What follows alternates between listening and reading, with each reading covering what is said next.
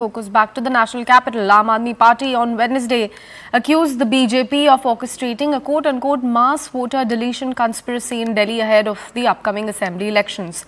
In fact, an Aam Aadmi Party's delegation led by the party's national convener Arvind Kejriwal met the Election Commission and submitted 3,000 pages of evidence alleging that the BJP was engaged in a large-scale effort to remove the votes of the current Delhi residents. BJP denied all of these charges and accused Aam Aadmi Party of trying to deviate attention from the real issues of the people residing in the national capital.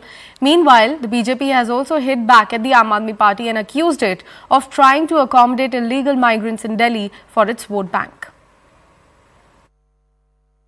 हमने election commission के सामने 3000 pages के सबूत रखे कि किस तरह से भारतीय जनता पार्टी दिल्ली के मौजूदा लोगों के, जो लोग अपने अपने घरों में कई सालों से रह रहे हैं, उन लोगों के बहुत बड़े स्तर के ऊपर हज़ारों की तादाद में वोट कटवाने का षड्यंत्र रच रही है।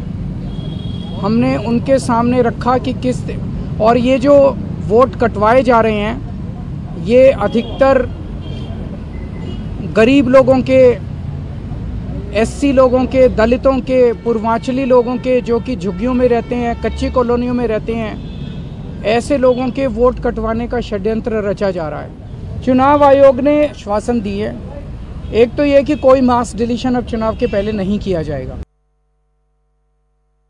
सर, चुनाव आने को है और ऐसे में आज अरविंद केजरीवाल ने सीसी से मुलाकात की और कहा कि मास डिलीशन के मुद्दे पर मिले हैं कि मास डिलीशन करने की कोशिश की जा रही है। एक व्यक्ति 5 फॉर्म दे सकता है, उससे ज़्यादा दिए जा रहे हैं। एससी के, पूर्वांचलियों की वोट काटने की साजिश कर रही है बीजेपी। मैं दिल्ली के प्रत्येक व्यक्ति को बताना चाहता हूं कि हमने खुद संसद में 377 के तहत एक मांग की थी और उस मांग में सिर्फ यह है कि इलीगल बांग्लादेशी घुसपैठियों को चिन्हित किया जाए, रोहिंग्याज को चिन्हित किया जाए।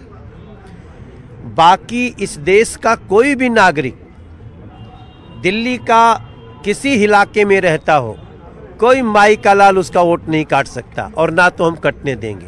हमने 377 के तहत मांग की थी कि दिल्ली में जो रोहिंग्याज और अवैध इलीगल बांग्लादेशी घुसपैठिए बसाए जा रहे हैं, आम आदमी पार्टी के जो सरकार है उसके विधायक उनका आई कार्ड बना रहे हैं, उनका वोटर आईडी कार्ड बनाए हैं और कुछ सरकारी कर्मचारी भी इसमें शामिल हैं, उनको चिन्हित किया जाए और उन लोगों को डिटेंशन सेंटर में भेजा जाए जो एक प्रकार की जेल होती है, और जो अधिकारी या विधायक इसमें लिप्त हैं उनको कड़ी से कड़ी सजा हो।